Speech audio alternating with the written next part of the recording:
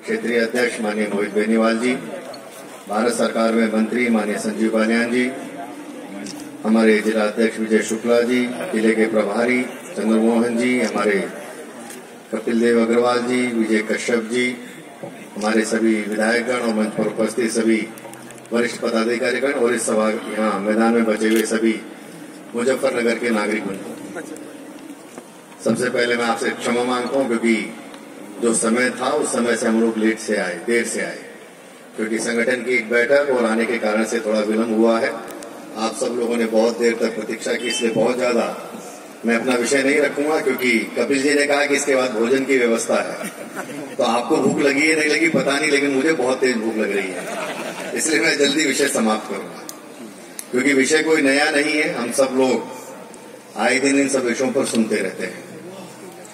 आत्मनिर्भर भारत अभियान, उत्तर प्रदेश के बारे में ये चर्चाएं अब सामान्य चर्चा जनों में है, इसलिए कोई विशेष बात नहीं है। केवल मैं पुनः स्मरण के लिए ही उन सब बातों को आपके बीच में खड़ा हूं। हम सब अभी देश में, पूरी दुनिया में एक अलग प्रकार की परिस्थितियों से गुजरे हैं।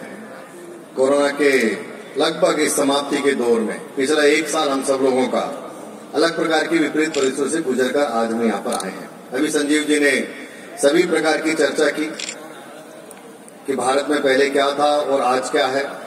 जब कोरोना की बीमारी आई तो हमारे पास पीपी किट बनाने के लिए, मास्क बनाने के लिए, दवाई बनाने के लिए सब व्यवस्थाएं भारत में नहीं थी, लेकिन आज भारत में सभी व्यवस्थाएं हमने अपने स्तर पर खड़ी की हैं। केवल यही नहीं, अगर मैं पिछले 5-6 साल का मोदी जी के प्रधानमंत्री बनने के बाद का अगर भारत देखते हैं तो किस प्रकार से भारत के बारे में पूरे दुनिया के अंदर आज एक सम्मान की दृष्टि से देखा जाता है। देखने का दृष्टिकोण आज पूरी दुनिया के अंदर बदला है। हर क्षेत्र में देखें, जहां पर भी अब भारत के बारे में चर्चा होती है, वहां दुनिया में आज देश के प्रधानमंत्री मोदी जी का नाम लिया जाता है। आत्मनिर्भर भारत का अर्थ केवल कोरोना की वैक्सीन बनाना या पीपी किट बनाने तक नहीं है। माननीय प्रधानमंत्री जी तो बार बार एक विषय को कहते हैं, पिछले 6 साल में उनके सारे स्टेटमेंट्स को अगर देखेंगे, पढ़ेंगे, योजनाओं को देखेंगे, भाषणों को सुनेंगे, तो हमेशा से उनका एक ही लक्ष्य रहा है कि भारत वास्तव में कैसे अपने पांव पर एक आत्मनिर्भर भारत बने। हम जब विद्यार्थी थे उस समय विद्यार्थी परिषद में स्वदेशी करके एक आंदोलन चलाते थे। छोटी छोटी बातों को लेकर के अपने जीवन में कैसे हम स्वदेशी को अपनाएं। स्वदेशी का अर्थ है लोकल प्रोडक्ट्स को अपनाएं।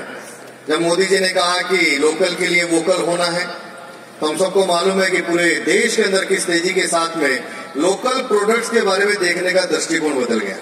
जब प्रधानमंत्री जी ने कहा हम अपने जीवन में कुछ भी एक खादी का सामान खरीदें, जाकर देखिए पूरे भारत के जितने भी खादी के स्टोर थे, सभी स्टोर्स की सेल बढ़ गई। आखिर मोदी जी की ये सब बातें इसीलिए है कि धीरे धीरे हम सब भारत के लोग अपने देश के बारे में सोचने का तरीका बदले। सामान्यतः भारत में एक हमें दिखाई देता है कि कोई भी चीज किसी भी देश से आती है, फॉरेन रिटर्न्स है, दुनिया की किसी देश से आई है, कोई प्रोडक्ट आया है, कोई व्यक्ति आया है, तो हमारे यहाँ उसके बारे में थोड़ा सम्मानजनक ज्यादा देखा जाता है। हमारे अपने जिले की कोई प्रोडक्ट है, उसके बारे में शायद उतना सम्मान नहीं होगा, लेकिन अगर मुजफ्फरनगर से ही वो पैक होकर जाकर अमेरिका से वापस आएगी, मुजफ्फरनगर में अगर उस पर मोहर यूएसए की लगी हुई, तो हमारा देखने का दृष्टिकोण बदल जाता है। ये सामान्यतः भारत के समाज में एक चिंतन होने के कारण से एक विदेशी वस्तुओं के प्रति आकर्षण का हो, चाहे विदेशी लोगों के प्रति आकर्षण का हो। इसलिए गांधी जी ने भी सबसे पहले विदेशी वस्तुओं के बहिष्कार का आंदोलन चलाया था। यानी उस समय से आज लेकर मोदी जी तक निरंतर ये आत्मनिर्भर भारत बनाने का एक अभियान चला है। और मेरा मानना है कि आत्मनिर्भर भारत बनाना ये हर क्षेत्र में पिछले 6 साल में मोदी जी के नेतृत्व में हुआ है।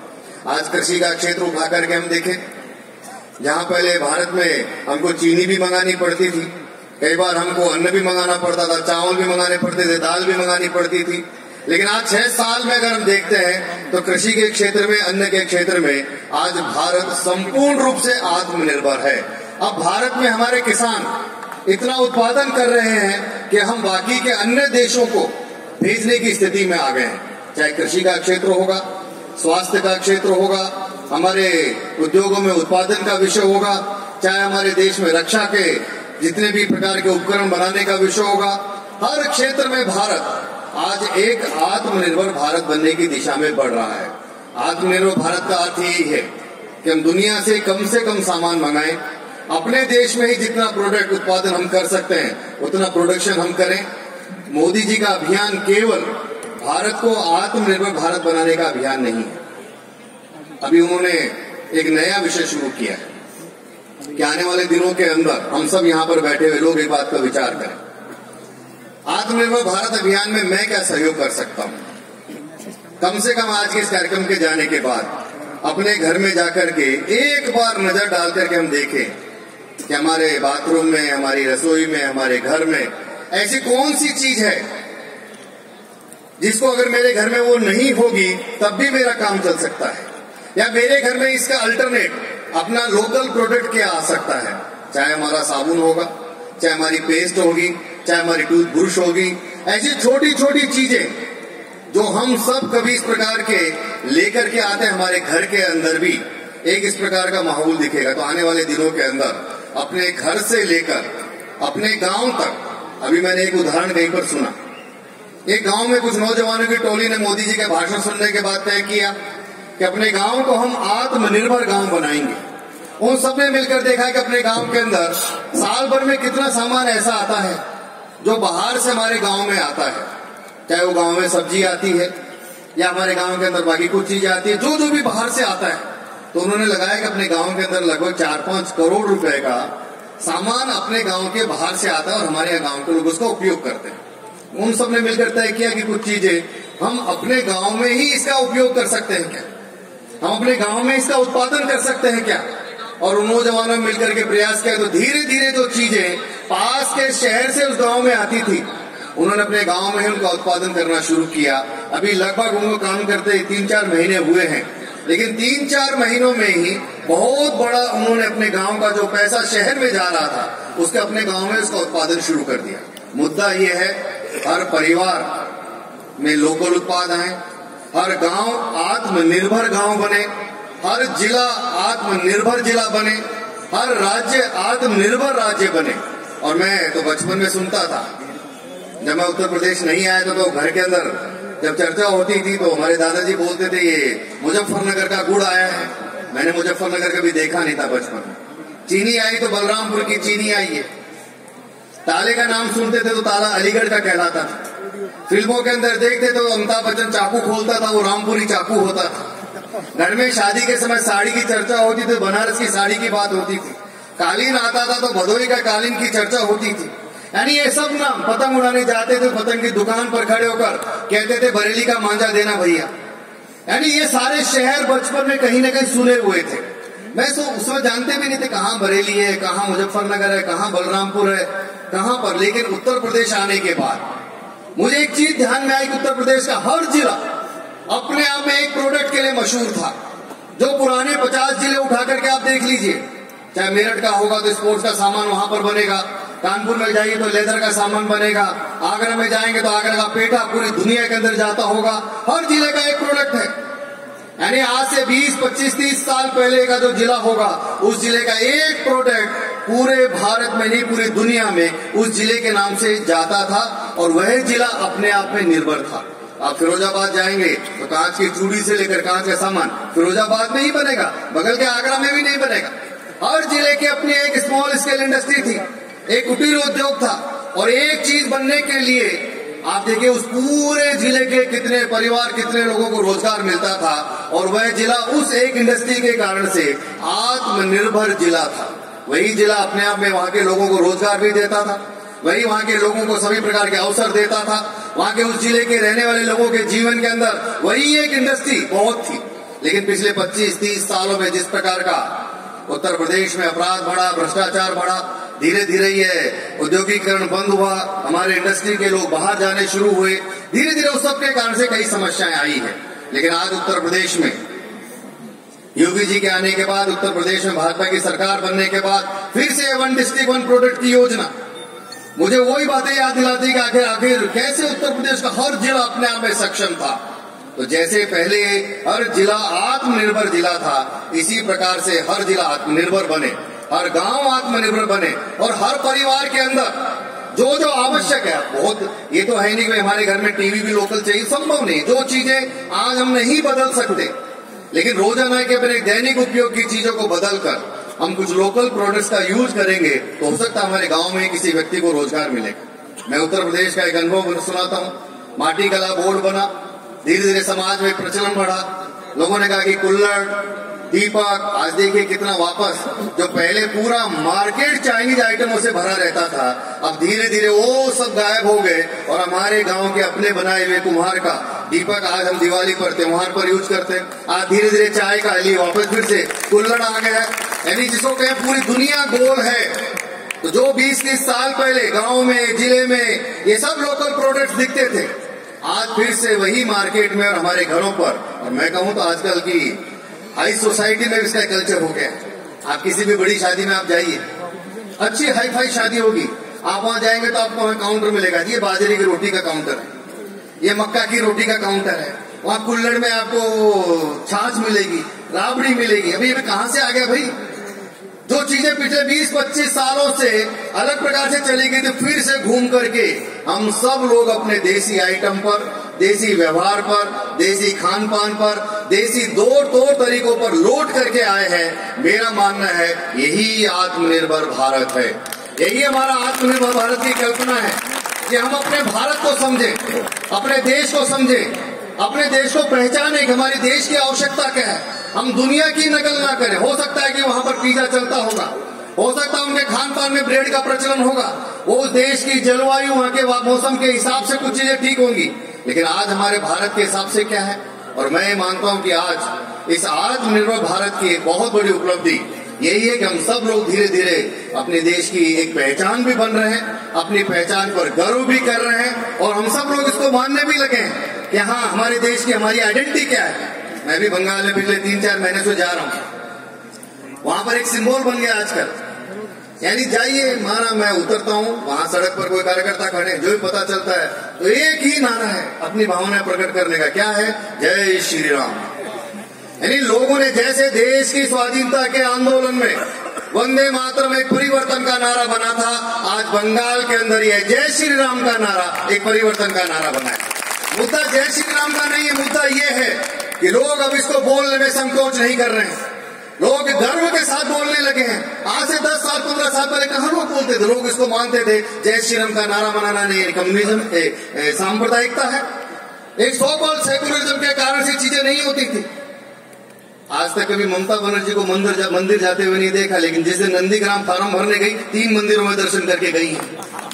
हर नेता जा रहा है, हमारी प्रियंका वडेरा जी भी जा रही है, जहां जा रही है, नमस्कार भगवान देवता जल चढ़ा रही है।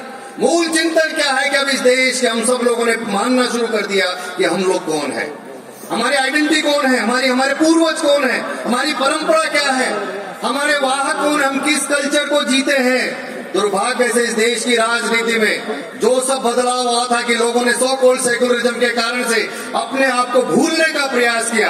मेरा मानना है मोदी जी के आने के बाद इस देश के हम सब लोगों ने अपने आप को स्वयं को पहचानना शुरू किया है कि हम लोग कौन है, हमारे पूर्वज कौन है, हमारी कल्चर क्या है।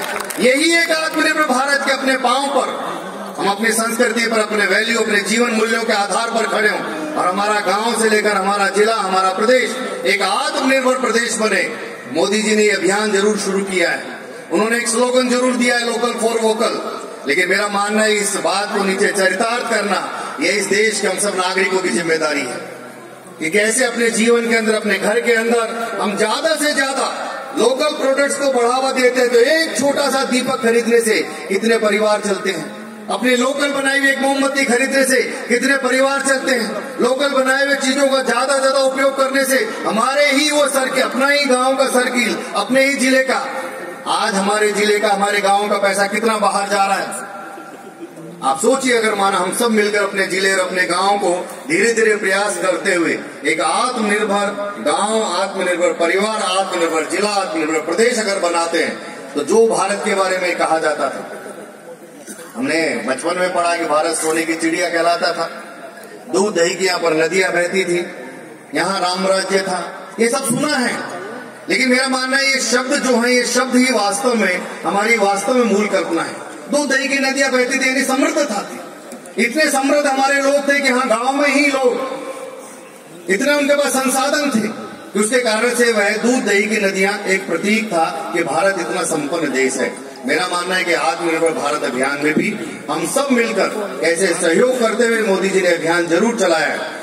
पिछले 6 साल में इसके लिए प्रयास किया है और उसके कारण से आज कई क्षेत्रों में भारत आगे बढ़ा है, पूरी दुनिया के अंदर भारत का सम्मान बढ़ा है। मैं कई बार सोचता हूँ मोदी जी के दूसरे कार्यकाल का एक दूसरा वर्ष भी आने वाले मई के अंदर पूरा होने वाला है।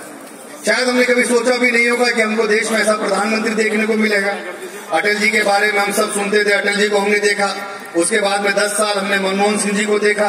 लोगों को लगता था कि देश का प्रधानमंत्री कैसा होना चाहिए, लेकिन प्रधानमंत्री मोदी जी के आने के बाद शायद कुछ बातें ऐसी हमने देखी जो कभी कल्पना भी नहीं की होंगी। हमने पहली बार देखा देश के प्रधानमंत्री को माँ गंगा के किनारे पर खड़े होकर माँ गंगा की आरती करने वाला प्रधानमंत्री पहली बार हमने देखा। हमने पहली बार देखा अपने हाथ में झाड़ू लेकर इस देश की गलियों को साफ करने का अभियान चलाने वाला प्रधानमंत्री हमने पहली बार देखा। मुद्दा ये नहीं कि देश में सफाई होनी चाहिए, मुद्दा ये है कि अगर देश साफ होगा तो लोगों का स्वास्थ्य भी ठीक होगा, और भारत के लोगों का स्वास्थ्य ठीक होना चाहिए। इसलिए स्वच्छता का अभियान चलाते हैं, झाड़ू लगाते हैं, प्लास्टिक को इकट्ठा करने का अभियान चलाते हैं। यानी पहली बार ऐसा प्रधानमंत्री देखा है जो अपने हाथ में झाड़ू लेकर देश की गलियों को साफ करता है।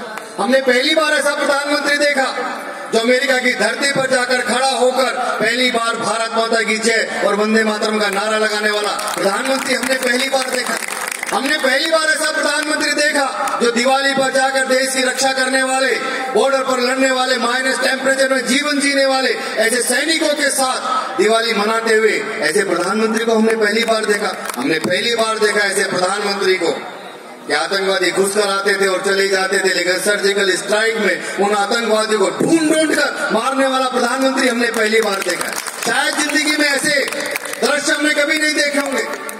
जिस धारा 370 को हटाने के लिए श्यामा प्रसाद मुखर्जी जी का बलिदान हो गया, हम सब भाजपा के लोग और इस देश के देशभक्त नागरिक सोचते थे कि कश्मीर में धारा 370 कब हटेगी, लेकिन पहली बार हमने देखा ऐसा प्रधानमंत्री जिसने कश्मीर में धारा 370 हटाई और पूरे उस कश्मीर का विलय पूर्ण भारत में करने का काम ऐसे प्रधानमंत्री ने किया।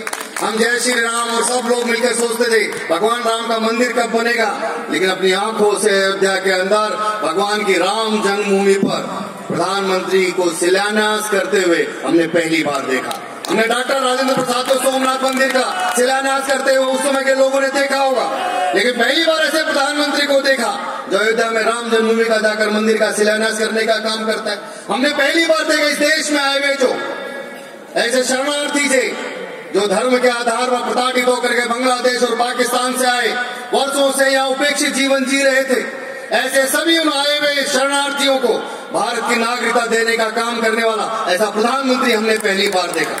यानी कई बार ऐसा लगता है कि हमारे जीवन का ये एक स्वर्णिम अवसर है कि हम अपनी आंखों से पूरे देश के अंदर एक बदलाव देख रहे हैं। देश के अंदर इस प्रकार का एक माहौल, पॉजिटिव माहौल बना है कि लोगों को लग रहा है कि हाँ अब हमारे जाके सपने पूरे होंगे। इस प्रकार का एक दृश्य हम सब देख रहे हैं। आने वाले 19 मार्च को उत्तर प्रदेश की हमारी सरकार के भी 4 साल पूर्ण होने वाले हैं। इन 4 वर्षों में अभी सब लोगों ने चर्चा की है, लेकिन मैं क्योंकि सबका गवाह रहा हूं, साक्षी रहा हूं 2014 से लेकर उत्तर प्रदेश के इस बदलाव का, बहुत नजदीक से मैंने उत्तर प्रदेश को देखा है और समझा है। 2017 से पहले उत्तर प्रदेश की स्थिति क्या थी? हम लोगों ने जब अभियान शुरू किया तो अभियान का एक स्लोगन दिया था कि ना गुंडा राज ना भ्रष्टाचार, अब की बार भाजपा सरकार। यानी उत्तर प्रदेश में समाजवादी पार्टी के सरकार के समय जिस प्रकार का गुंडा राज और भ्रष्टाचार में था, उसको लेकर उत्तर प्रदेश को हमको इसको मुक्त करना है। जनता की जनाकांक्षाओं को पूर्ति करने के लिए जनता ने भी झोली भरी, 325 सीटें भारतीय जनता पार्टी को जिताई। और मैं मानता हूं 4 सालों के अंदर जिस प्रकार का उत्तर प्रदेश के बारे में एक परसेप्शन था, लोग कहते थे उत्तर प्रदेश अपराध में नंबर 1 है, उत्तर प्रदेश भ्रष्टाचार में नंबर 1 है, उत्तर प्रदेश का नंबर अलग प्रकार से आता था।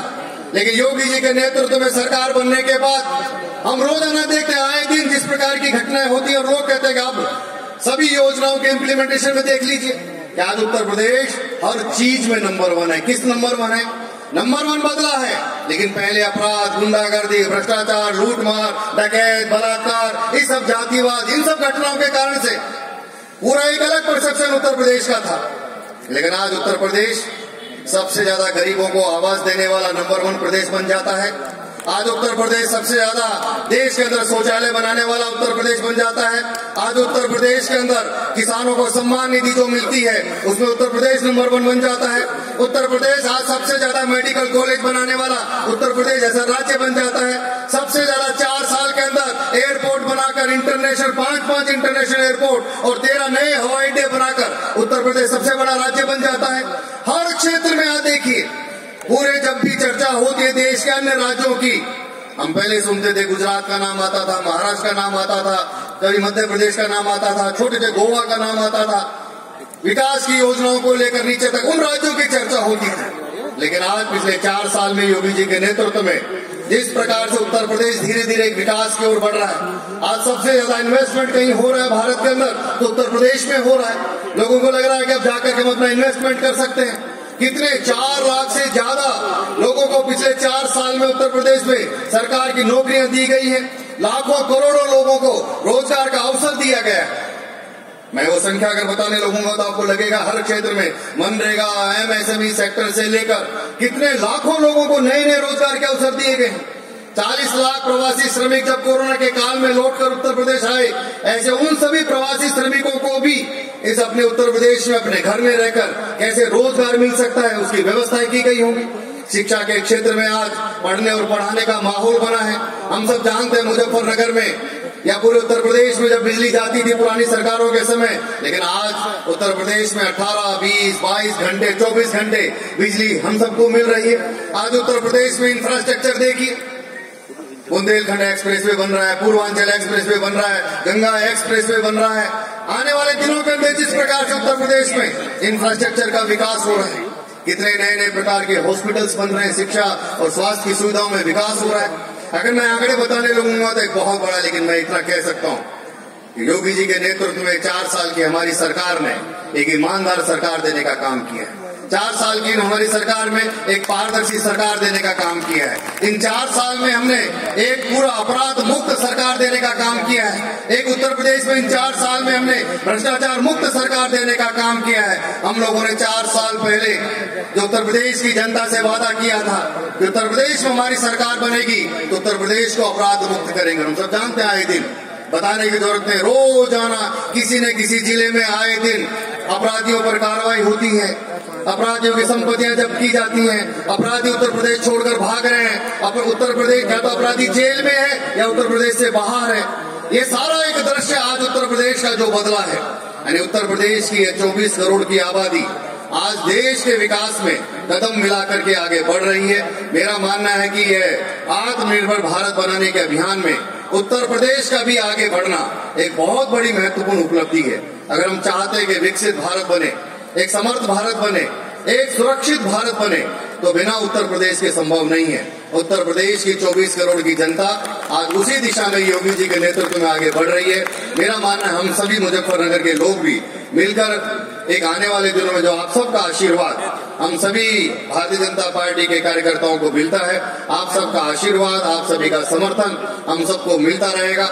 आज के इस कार्यक्रम में आप सब बहुत देर तक आए, इसलिए आप सबका धन्यवाद देते हुए विशेष रूप से जो अपने एमजी स्कूल के हमारे सतीश गोयल जी और उन सबके सहयोगी जिन्होंने ये परिसर भारतीय जनता पार्टी के कार्यकर्ताओं को कार्यक्रम के लिए उपलब्ध कराया, आप सभी को धन्यवाद देते हुए और आप सभी हम सब मिलकर के एक साथ भोजन करेंगे। अपनी बात को यही विराम करता हूँ। नमस्कार।